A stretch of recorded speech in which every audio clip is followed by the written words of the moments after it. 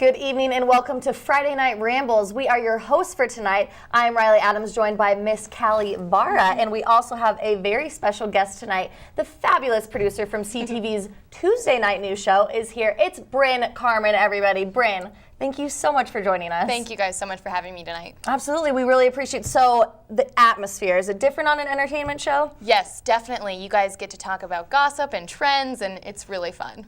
Well, we're really glad you're here. Yeah, Thank you. I'd agree. On March 31st, Google Maps posted a video on YouTube called the Google Maps Pokemon Challenge. The video announced that Google is hiring for the position of Pokemon Master.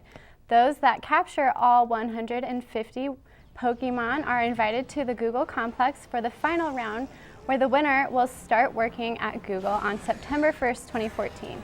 Although this seems like a dream come true, the challenge is just a well-done April Fool's Day prank. However, if you had your heart set on becoming a Pokemon Master to fulfill some childhood dream, Google Maps did include the minigame into the maps that allow you to capture Pokemon. For more information on how to catch Pokemon in Google Maps, check out the full video on YouTube. So, Brynn, did you participate in the Pokemon Challenge? I didn't, but you know, it really had me convinced there for a while. I was like, oh, this is a real thing. That's kind of cool. It did. Yeah. It looked legit, and I was like, okay, it could work. Like, Yeah, right? But I wonder what the Pokemon Master, when they were hired, what would they do? I don't know. You like hunt Pokemon all day. I mean, who wouldn't want to do that, right? It's And real. I heard that they opened it up April 1st. Deadline was April 2nd to catch 150 Pokemon. That's like dedication Yeah. to pick that many in 48 hours. Wow. I think it'd be impossible because there's 150, right? And Yep. that's the number Yeah. of the original Pokemon. One of the Yep. staff members told me that. So Nice trivia. I know. Yeah, crazy. The only one that I knew was Pikachu. So. Yeah, same. That's the only Cute one. too. I'd Yeah. totally have him as a pet. They're real. Yeah, right. Well, it was a good April Fool's Day nonetheless. In the spirit of April Fools, David Dugan and I wanted to do a little pranking ourselves. And what better place to do it than on CSU's campus? Hi, I'm David Dugan, and I'm here with Riley Adams, and CSU has hired us as their new hall monitors. And we are here today laying down the law among students. Hey, excuse me, sir. Hey, I'm hall monitor Dan. What's your name? Hi there, excuse me. Guy in the blue? Yeah, okay. You're in a hurry? You're actually walking a little bit too fast there. We have a new code. You can't go 5 miles an hour. I am very sorry to tell you, there's no hats allowed in this building. Okay, all right, still have to give you a little ticket for that. It's a very new rule. You know, this is a new position. I'm hall monitor Roger. I know. It sounds official, doesn't it? All right, and your last name? This is my last name. That's your last name? What's your first name? Just no more hats. Thank you so much. Have a good one, Mitch. All right, have a good one. Excuse me, sir. Hi, I'm hall monitor Dan. Well, did you give me a little confrontational eye? Did you understand that you're under code violation 34B for wearing a hood inside? Oh, really? Yeah, you're actually not allowed to do that. I mean, it was still pointing my direction, so I felt a little, whoa, why is this guy giving me my look? It's kind of a big fine actually for it, but I'm gonna have to write you a ticket for that. I'm really sorry, but it's just new policies, no confrontational looks. We wanna make this like a friendly campus, all right, here you go. Just make sure to look out for that next time, buddy. Even if you didn't mean it, Hey, do you realize you're under a violation of C43? We don't actually allow purple pants in this hall. And wow, that jacket, really cool, but it's so bright, Purple, red, it's pretty much the same thing. We actually don't allow it. Can I get your name, please?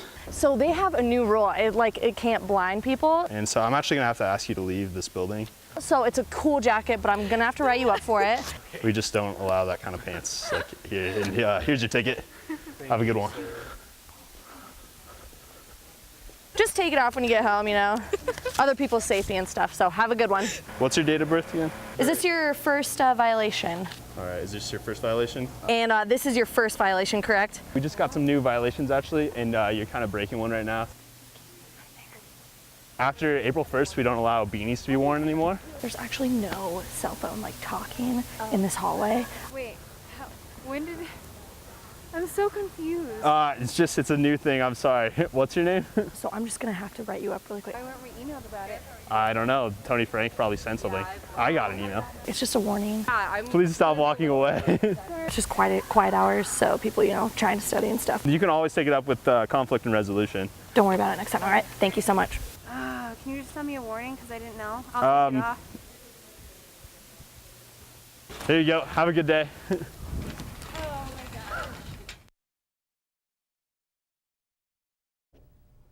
Next up, we have our first episode of Student Pet Peeves with hosts Dan and Julio. Check it out. Hey Rams, welcome to the first episode of Student Pet Peeves. I'm your host, Julio Becerril. And I am your other host, Dan Konevsky. And we're here to talk about those little things that, as students, can kind of push your buttons. Exactly. Let's jump right into it, Dan. What's up? Don't you hate it when teachers can't seem to grasp the basic technology that basically runs their classroom? You know, I think I know what you mean. So, like, they can't get a program to work, a file to open, Yep. projector issues Can't of hook- some sort. Can't hook up a laptop, you know, Yep. things like that. Roll the clip. All right, class, sorry I'm late. Let's get started. All right, let me just bring up my lecture slides. Oh, I don't even have this port.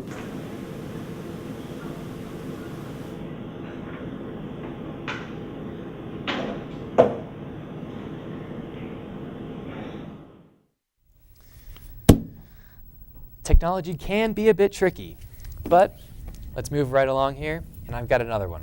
Okay. So how about those teachers that don't use PowerPoints and have bad handwriting? Not using PowerPoints and having bad handwriting is not a good combination. No, it's not.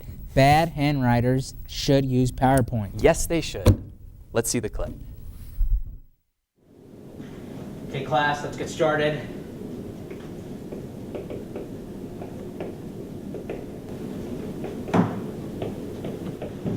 Remember, this is going to be on the final, so take note. What does that say? It says, yeah, look in your book. Yeah, you'll see it in there too. Do you know what can be sometimes worse than Sloppy. notes? What is it? Buying unneeded books.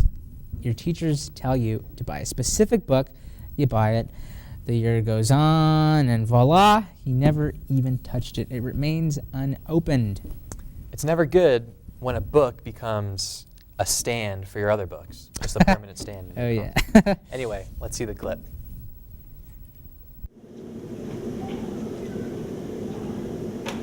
Welcome class to Media and Society. I am Dr. Professor, and first and foremost, you're going to need the book Media Ethics. You're going to need a third edition specifically because I added a new section that I wrote myself. All right, what do we got? Books that I only used once. Once. Oh, I was in this class. Yeah. But wait, Dan, it could be worse. How about when buyback refuses to buy the book back? So if they come out with a new edition of some sort to the book, something like that. Exactly. It's happened to me. Dan, I've got books on books, fool. Roll the clip. Do I get my $80 back? No. No, we don't buy this one back. Sorry, new edition. What? Well, then this is useless. All right, folks. That's all the pet peeves we got for you today. If you have any pet peeves you'd like to watch on the show, tweet them to Collegian C, or you can post them on the Collegian Central Facebook page. Let's get out of here, Dan. We're going to take a quick break, but when we come back, our producer Jessica Whitehead will fill us in on this week's trending topics. Plus, the in-plane serenade that went viral. Stay tuned. I see it! There are some moments only the forest can inspire. Find yours at discovertheforest.org. Welcome back to Friday Night Rambles. Jessica Whitehead is standing by with all the latest entertainment gossip that may just spark up some debates. Jessica, what's going on this week? Thanks, guys. I've got the scoop on what topics are trending this week, from fleeing Buffalo to continued bizarre behavior of Shia LaBeouf and a death by cookie. But first, some trivia. Which glowing celebrity will be making her second appearance since the announcement of her pregnancy at the MTV Movie Awards on April 13th. It's Mila Kunis, who will be presenting the 3rd annual MTV Trailblazer Award to her Jupiter Ascending co-star Channing Tatum. Let's hope Mila Kunis brings her fiancé Ashton Kutcher with her, because we cannot get enough of how adorable these two are together. Now on to someone you probably won't be seeing at the MTV Movie Awards, unless, of course, there's a bag over his head.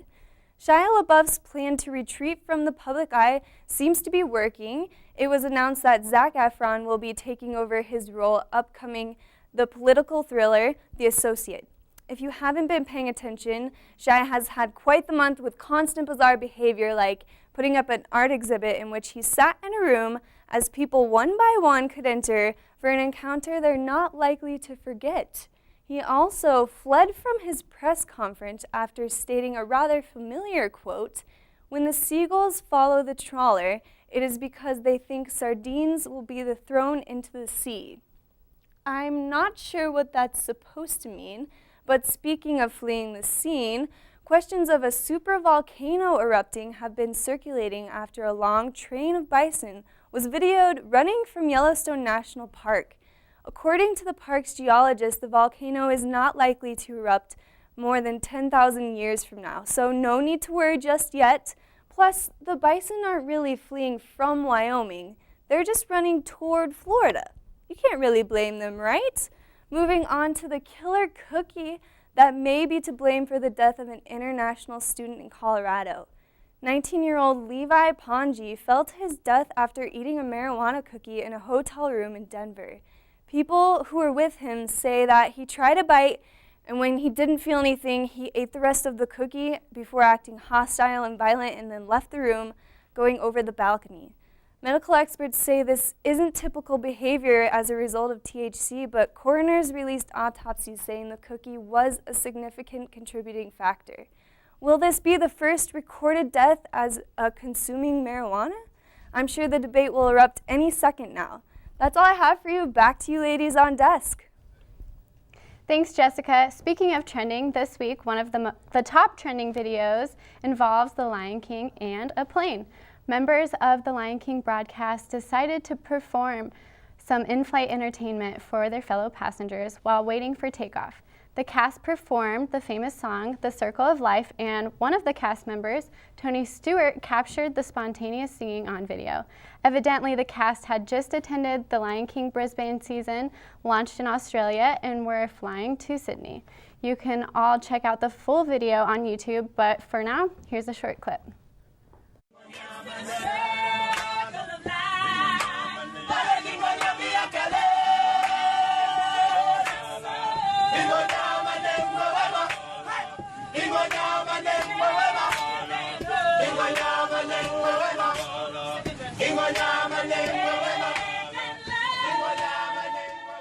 You guys all watched the video. What did you think? Oh, absolutely. I just get chills from watching that 20-second clip. I will buy every plane ticket from now until I die, until that happens to me. And Lion King, one of my favorites. So that was awesome. What do you think, Brynn? It was incredible. I mean, I would have loved to be on that plane to be able to see that firsthand. I mean, watching it, you know, on that was amazing, but to be there and feel it would have been really cool too. Oh, it was awesome. All right, Callie, what are your thoughts? Well, you know, I'm a paranoid flyer. I would have been that person like poking the people sitting next to me, being like, the circle of life, guys, this is it. Like the plane is going down, what are we gonna do? No, I'm kidding, but it was amazing. It sounded just like Disney. So good. I mean, they made their voices sound like instruments. Oh yeah, absolutely. Amazing. It's cool what they do, and free show, why not? Right? No kidding. I'm sure they appreciated it. Speaking of trending on social media, reporter Kyle Thornburg and I took to Twitter following the accounts of CSU students who share some of their CSU props. Hey everyone, this is Kyle and Callie, and this is an episode of Bitter on Twitter, where we are going to follow hashtags and accounts of CSU, and you're going to be starring on this show. So, Professor thinks I'm funny because I've had too much coffee. I think I'm funny because this isn't coffee in my cup. It's obviously hot chocolate, right? it's probably like Kool-Aid or something. Oh, I have a funny one. This one says, I hope whoever the jerk is that stole my laundry enjoys it. hashtag CSU props. Did you hear about the story last year? There was a thief. I was an RA in Durward Hall. People steal Yes. people's laundry. That's Yes. gross. He was stealing Wranglers. And he's from who? He had was a stolen resident. Wranglers. I don't know, some resident. Well, that was a favorite in that case, yes. This one is CSU Girl Problems. Uh-oh. This is an account on Twitter. We can relate to this. Anyone else enjoying this turtle film in Ursula's class? Have you taken that class? No, it was Ursula, but I like the name. Okay, tell me if this is not the most perfect thing you've ever heard of. So, Ursula is the professor of the oceanography class. Ursula is also the villain in The Little Mermaid.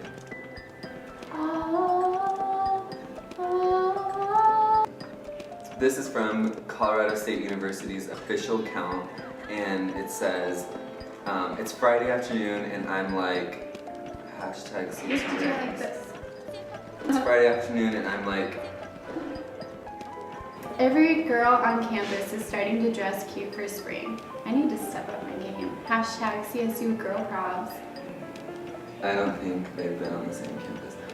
Be bitter on Twitter. Let it out. That's what it's for. We want to hear it. Yeah, that's true actually. Be bitter on Twitter. Hashtag see you later.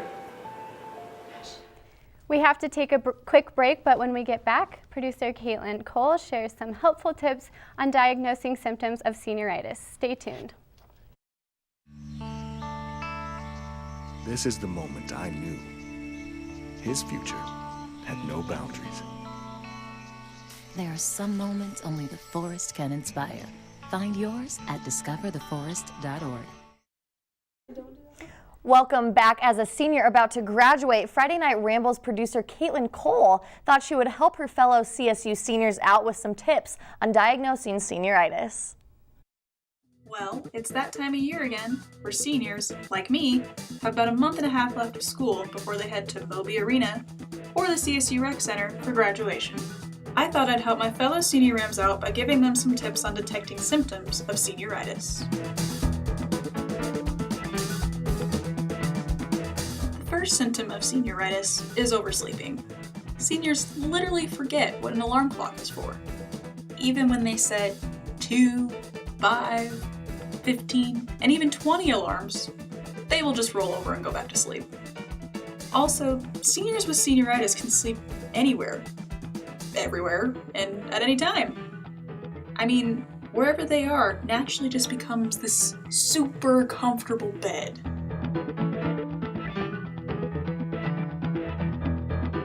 The second symptom is throwing productivity out the window.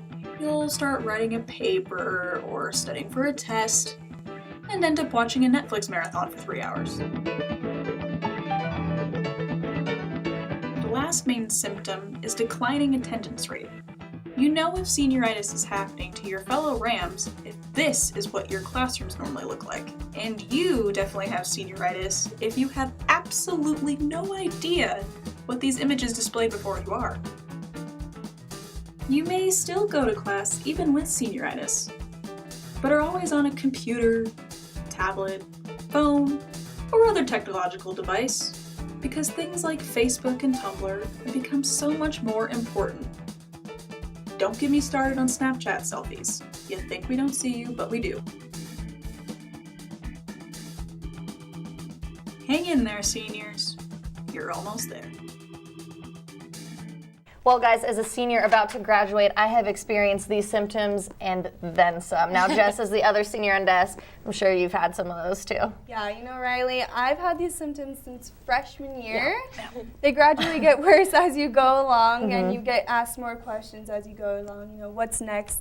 Then you have a panic attack. Yeah, and then you have a script in your head that you say to everybody. Like, I don't know what's next until next comes. Yeah, so. Exactly. Yeah, I'm not sure yet. But, you know, as a junior and freshman we have on panel, I'm sure you guys have, you know some of those symptoms as well. Yeah, I mean, I'm just trying to enjoy the last few years I have left, but I don't know, lack of responsibilities. Yeah. I mean, some responsibility.